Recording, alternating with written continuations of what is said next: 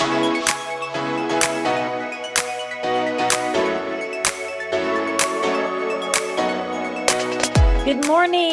morning, and thank you for being on 50 and Fabulous. What we have learned through the trenches, and we're going to learn some more about Miss Debbie Goldstein, who I'm so excited to have on the show today. I've met Debbie, gosh, it's been probably close to 2 years, possibly a year and a half. We were boss ladies. We are boss ladies together. And Debbie, I really wanted to have on the podcast because she has so much information. She's a wealth of information, but her heart is just as big or bigger than all of her job and anything that she does. And I just have so much respect for her. So I really wanted to have her on and just kind of dive in and talk a little bit about some of the things that she's so passionate about and why she's so successful in what she does. But I also like to touch on a few things, Debbie. Your husband of how long, Rob? How long you guys been married?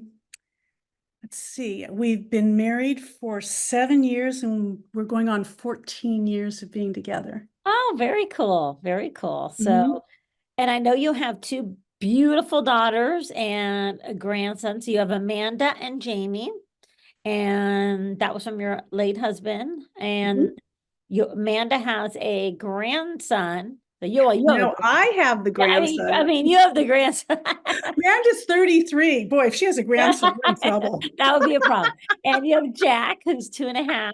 And now you get the baby girl. She's pregnant. And the baby girl's coming along. Like, this is all lighting my heart up because I can't wait to say this. I'm going to be a grandma. But you know what? My time will come soon. My time will come soon. But we're just going to get going, Deb, to kind of dive right in and talk a little bit about how you started, why you started doing this, and what makes it such a passionate thing for you. Debbie, you accomplished professional holding a degree in economics from UCLA, faced an unexpected twist when you became a widow at age 36. So talk to me a little bit about that. I mean, I know this was a devastating time, but it also was a turning point to where you started to get on with your career and education.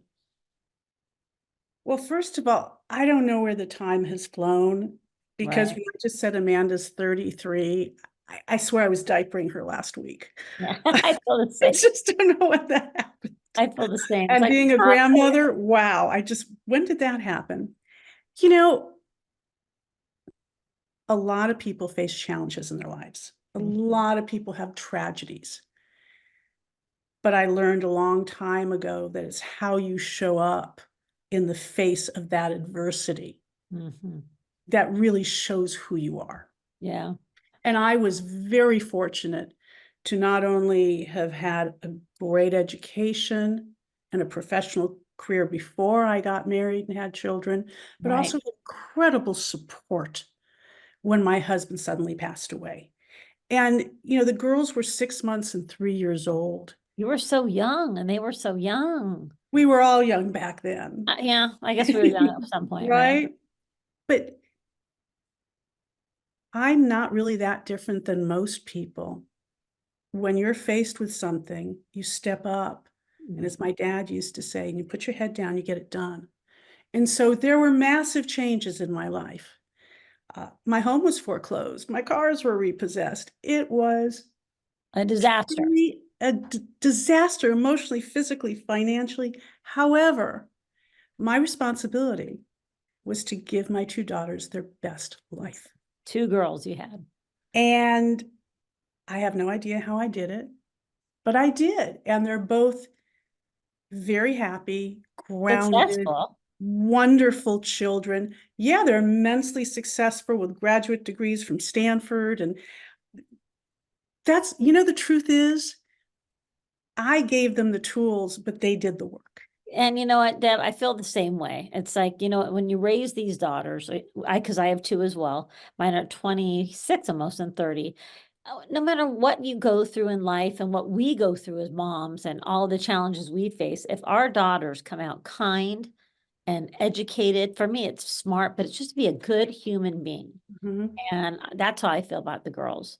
They are good, kind human beings. So for me, that job is, I've done my job. but Isn't it strange? Yes, yeah, we brought them up to be independent, self-motivated, and all self-directed, that stuff's true. I got, yep. right? And Be all of a sudden, kind. it's like, we're not parenting anymore. Right. But just be kind, good humans. I mean, Mhm. they love their grandmas. It's just, that's what makes me happy. Of course, they're going to be successful and go be a nurse, and Haley's going to do what she's going to do right now. And, but they're kind. And that's, super important. So you went on to get a degree at UCLA, correct? I did. I have a degree in business economics, and it was very useful. I was very fortunate to get a job right out of college, and it really set me up to really be a professional Right. To and to have that have degree is so important. years of that. So when my husband died so suddenly, I was still working. I had my career to fall back on. Thank goodness. And I was really fortunate. I figured out a way I could do it from my home Right. because it was Right. just the start of computers and stuff. Right. But when Right. it came The to financial big stuff, computers. right, big computers, we're going to date ourselves now. I know. But I found a way to do it so I could be home and raise the girls, Yeah. but still be able to be, besides their sole parent, their sole provider, which Right. brought me to the part where my kids were in high school. Right. And my older daughter was starting, they're talking about college and SATs and ACTs. And that was about 2006, 2007. Right. Right. And I started attending all of these college knowledge nights at the high school and at community centers and libraries. And what I found was most of the people that were giving them were financial advisors, Right. which I think are very valuable, and insurance agents, brokers, who also are very valuable. But they weren't giving me the kind of information just as a parent I wanted. Right. And Needed. especially paying for college. That's a As difference. a sole provider, my kids were That needs, overlapping I, in college, right? You know, I know. I've called you, Deb. All these student loans came due. What do I do now? But it's challenging. And I don't ever, all these events I went to, they all just assumed people had unlimited amounts of money to for pay for sure. It's college. only 50 grand you owe. Can you start paying today? Oh, yeah, let me write you the check. So I made a decision. It took a while. I became part of that sandwich generation. Yeah. Both No, my parents became ill with Alzheimer's, and I had teenagers in high school. And so once both my parents had passed, Amanda was already in college. And then I was kind of going through this again with Jamie. And I went, this has not improved in the last 2 years. no. So I decided to take all my research skills and put them towards figuring out, how do you really find the best fit college for somebody? And then what is the best way to pay for it? That's so important too. And I I mean, don't care how much money you have. Why would you want to leave tens or hundreds of thousands of dollars on the table? Or why would you want to pay $320,000 for a 4-year bachelor's degree when maybe you could pay 150 for it? I agree so much about that. I mean, there's so many different aspects. I've learned a lot through the system as well. And I wish I would have found you before Chrissy went to Cal. Oh, I hear that so often. In our group, actually, because we've had the boss ladies, and I know you've helped several of them as well. And you have a great, I'm sure, genre of people that you help. And it sounds like you really have a good, business going. And that's where I'm starting with your Savvy Funding Solutions. How long have you actually had the Savvy Funding Solutions? So I started Savvy in 2011. Mm-hmm. And so it's going to be 2024. So I guess Oh, it'll be wow. 13 years next August will be 13 years. And what makes this, I mean, you started this business. What Mhm. makes this business and you apart and different from others that can help the students? Because I don't hear about this that often where I have individuals that are actually doing this. You were one of the first that I had met and talked to. Well, there are a lot of individuals that are independent educational consultants, IECs. Mhm. I happen to know many of them, and some of them are absolutely amazing professionals and wonderful people. And I include them as my colleagues and my friends. everyone runs their business differently. Okay. I chose to run my business the way I run my life. Right. And that is basically saying, these are my core values. These are my beliefs. How do I want to be with my students? How do I want to be with my families? And really, it just came down to being my authentic self. I believe in higher education. I'm passionate about it, but I Yeah. also believe that everyone deserves a shot, and you I shouldn't feel be the same way. prohibited by the cost. No, I feel And the if same there way. is a way, I always say, I'll find it. Yep, As long me as it's too. legal. As long as it's legal, I'll find a way. Yeah. So I think I treat every one of my students as an individual. It's not, they're not a cookie cutter. And I explain to them, we are a team.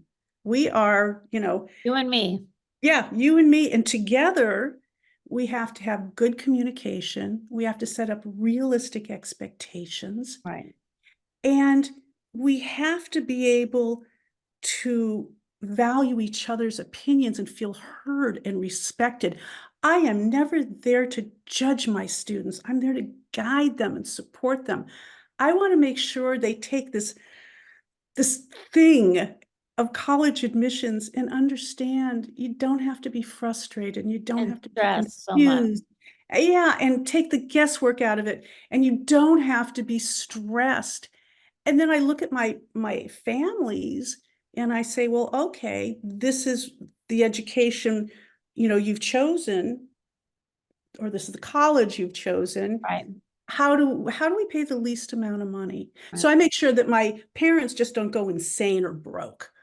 That's No, kind of what I do I for think them. that's so important because, the parents are stressed a little bit, obviously, and your students, and they're hearing everyone's getting into this school or this school, they become so stressed out. And they want to get into certain schools. I'm sure you hear the Ivy Leagues and things like that. But you said something, a boss lady, we had a meeting one day and you told a story, and I just want to touch on this about a student you had, and she had to write an essay. She was staying home and her mom and dad had to go back to work during COVID, and she chose to write an essay about potatoes. And her parents were Well, you livid. have a really good memory. Sometimes I do. But that to me was, I mean, crazy in the beginning. I'm like, this girl knew what to do because she was coming home. Mom wasn't there to cook for her, give her a snack. So she made like 100 ways to make a potato.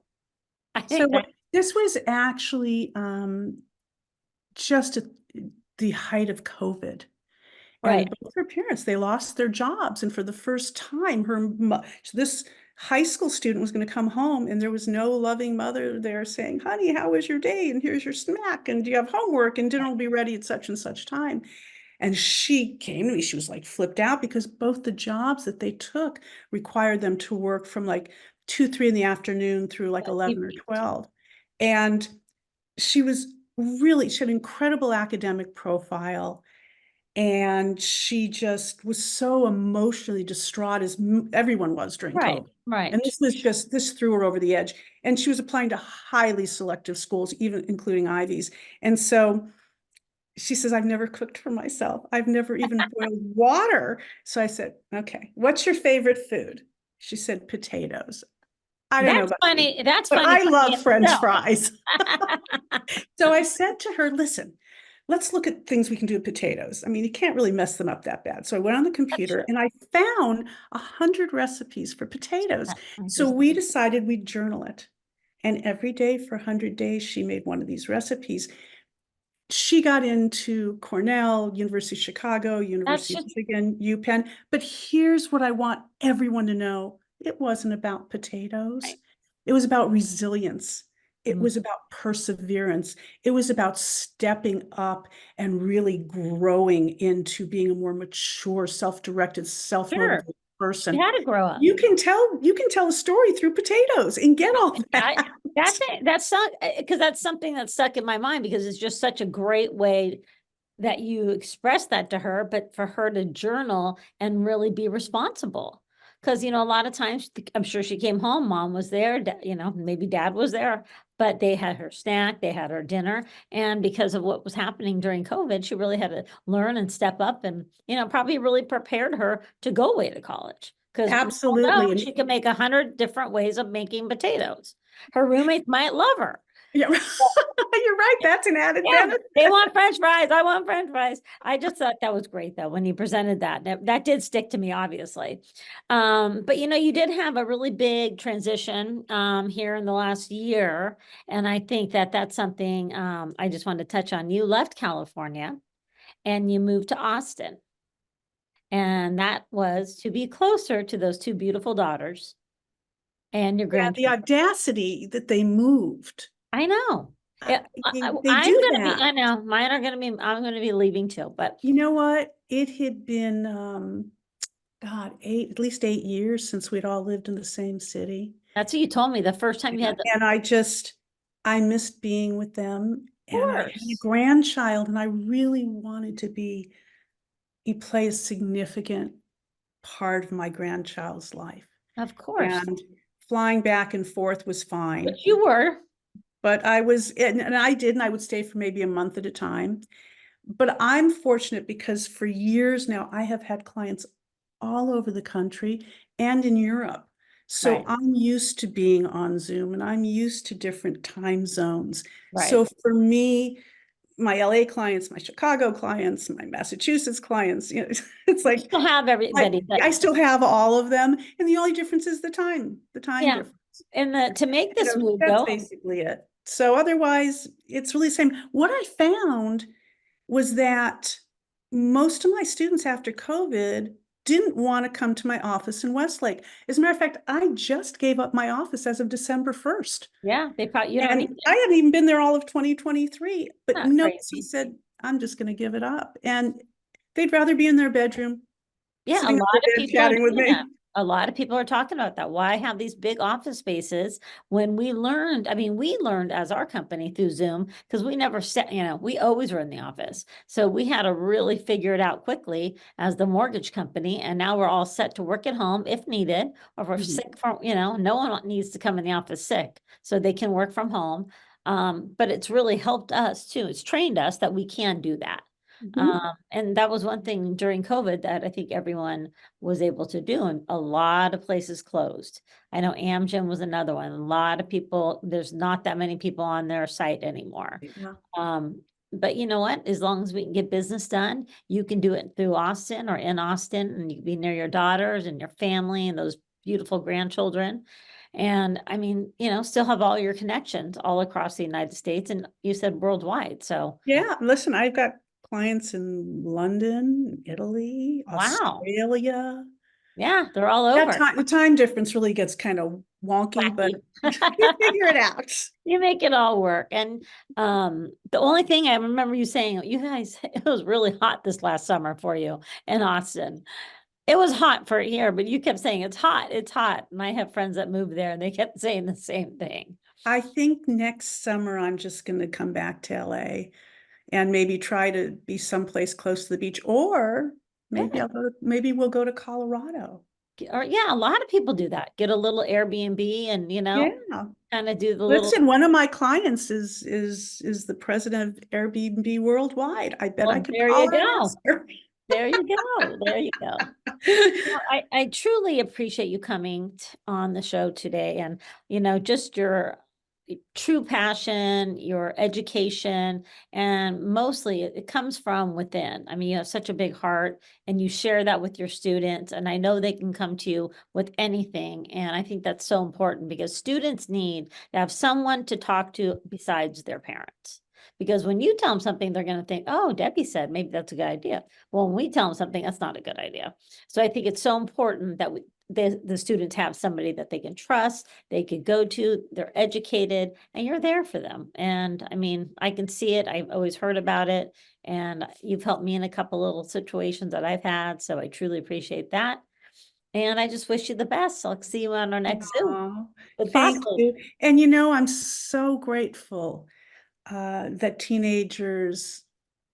if teenagers listen to their parents, I wouldn't have a job. Right. I know I that. I'm truly grateful and humbled for your kindness and all your kind words. And I thank you so much for giving me the opportunity to spend this time with you. Oh, you're absolutely welcome. And hopefully I see you on Zoom real soon. Take care. Bye. Bye. Have a nice holiday. Same to you and Okay. yours. Okay. Bye.